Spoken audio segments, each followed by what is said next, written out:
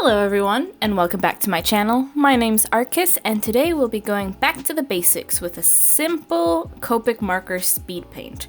This time being fan art of a certain someone from a certain book series. This book series is called The Kingkiller Chronicles by Patrick Rothfuss? I don't know how to say his last name. I feel like there should be another R in there. The main character of the series being Kvothe, which is who I am currently drawing today. Now, this is a book series that was recommended to me by one of you.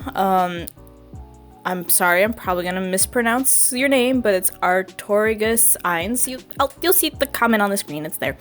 And also, my best friend loves this book series, and he's been begging me for years to read it, so over the summer, I finally sat down and did it. And this book series is a trilogy, but the third book is not out yet. It's probably going to be coming out sometime in 2019, 2020 from what reports say, but no one knows exactly when. And it's a pretty standard fantasy novel where there's like a hero and he does adventures and all that. But what's pretty cool about it is you already know the ending, kind of, because the way the story is told, it's told from Kvothe. So Kvothe is retelling his story much older, and so he's this hero, and there's all these stories about him now, about what he did, about how amazing he was, about how he made like pacts with devils and like whatever, because no one really knows how he did the magic that he did, although it was pretty simple stuff. And now he's an innkeeper, and he's retelling the actual story, like what actually happened, and that it wasn't quite as impressive as all of these, news stories of him make it out to be. And it's kind of just his journey to find out who killed his parents. Well, not who killed him, he knows who killed him, but like how to avenge his parents, kind of. That's not really a spoiler, that happens really early on in the first book, so it's not a spoiler. But what's interesting about this book is that you're pretty sure it's a tragedy, because the Kvothe that we are introduced to, the innkeeper Kvothe, has lost all will to live, kind of like he's just going through the motions day to day, but something happened that just completely broke him compared to the person that he was when he's retelling the story, when he was a kid that was going to university and learning magic and stuff like that. So it's a pretty interesting twist on a normal fantasy story. I can't say that it's my absolute favorite fantasy novel. There were a lot of things that I found pretty mediocre in it. It's an enjoyable read, and if you're into fantasy, I totally recommend it, but it was okay. It was probably not going to be my favorite book, but still, I read it.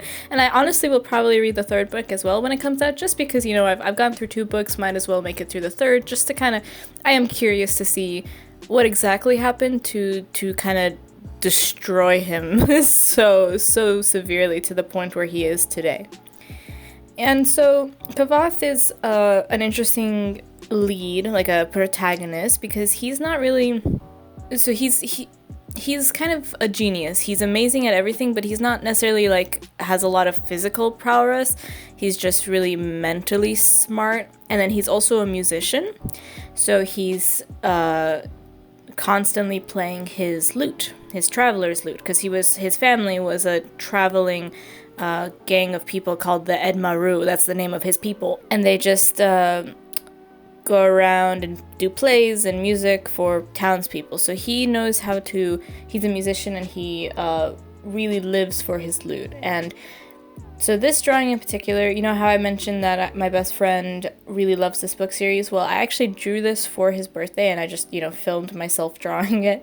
And what he loves most about Kvothe is that aspect of him, that he's not like a traditional protagonist where he has that musician side to him, and he's often described having very long fingers and like a slender build. So when I was drawing this, I was really, really trying to pay attention to his hands and trying to make them look as artistic and slender as possible, and as he kind of looks down thoughtfully at his lute, like not really looking at the lute, but just kind of enjoying and listening to himself play.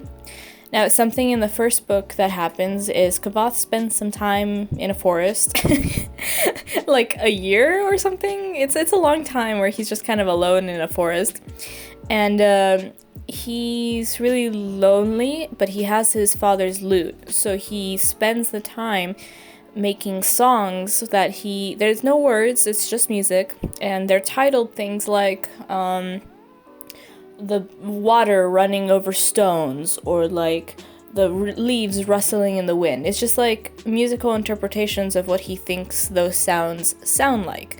And I imagine that in this case, in this drawing, later on I'll like paint a little bit in the background to make it green with yellow, and trying to make it look like there's sunlight streaming in through the trees. And I think I named it exactly that, sunlight streaming in through the trees. Don't remember exactly, but that's the kind of effect I wanted it to have, where he's creating music that's just based on something happening in nature around him, and not on any like human emotion like love or whatever, which we see a lot of songs a lot of songs are made of today and in the past and all that. And so when it came to like actually coloring this, I used a Copic marker sketchbook that I have, so the marker paper, so it held the markers very nice, like it's made for that. And so I layered a bunch of different colors, like as you see here. He has the green cloak, but then I used kind of like a reddish color to make the green much, much darker than it would have been if I had just used another green. I also just don't have another green, which is kind of why I did that, like a darker green. But it kind of adds a little bit of life, and kind of keeps all the colors together, because he has very distinct red hair, so red was a big part of the drawing. So by adding red to the shading in his cloak, I kind of followed the train of color throughout his entire person, which helps solidify the unity of the entire picture. Oh yeah, and with his cloak, so that's a thing that he gets gifted in the first book by a friend, and he's really likes pockets. Like, he likes carrying a lot of different things on him at all times, just like things that other people might consider useless, but he might have a need of at one time. I guess it kind of sounds like he's a hoarder. And so he has all these pockets in the cloak, and it's a green cloak because he has red hair, so, and green eyes, so you know the green matches. And so I had to include that. Like when he was in the forest for a year writing all that music, he was a young boy. He wasn't what he looks like now, but I felt like I needed to draw him as he's known in most of the series, which is like a boy of 16 or so. He definitely looks older than 16 in my drawing, but just go with it. He hit puberty early, I don't know. So then I'm just kind of finishing up the drawing, the coloring of him completely. I used a lot of different greens and then some browns in his pants, because I didn't really want to introduce any new bright different color. I mean, he's in a fantasy world. I'm sure they have bright dyes, but it's not like people probably go around wearing like bright pink like traveling cloaks, you know. The green and the brown helps him camouflage or like stay be one with the common folk, I guess, because he's a common folk. So I was trying something new when I was filming this. As you can probably tell, I was trying all these different camera angles. I kept, when I was filming, just switching my camera around because I only have one camera.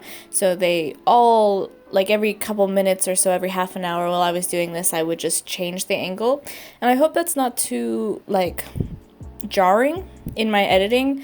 I was hoping to have many different angles and like zooming in when I did like the eyes, for example, because I felt like that was important. I like to see close-ups on his face, maybe to show a little bit more of how when I draw with Copics, I put down a light layer, then I put a middle layer of color, and then I blend it in with a light layer, and like you know, all those steps that I do, that I take to draw with the Copics. I was thinking that having different angles where it's not just from above and my hands blocking the view would help with seeing that. I'm still just kind of experimenting around. There's still some videos where I don't change my angle as much because it's not conducive for the type of video, like my draw everything and draw using all of my art supplies in one color video. Like, there were so many art supplies on screen, I wasn't going to do multiple angles so you could see the mess that was being made on my table. It worked to be from above.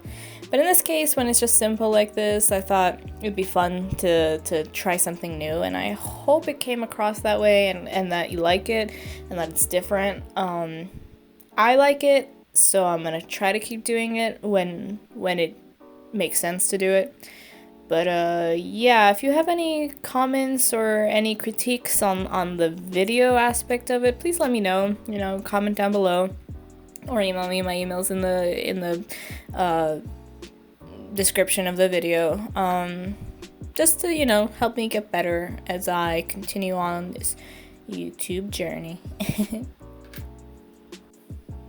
I colored his loot a pretty darker brown because I felt like it's a more reddish dark brown because I felt like that was a central part of the piece, so I wanted to tie it in with his red hair, so I used a little bit more of a reddish brown, you know, in the same line of keeping all the colors similar but still different enough to have it stand out. And then I used a white gel pen to add some of the strings on the loot.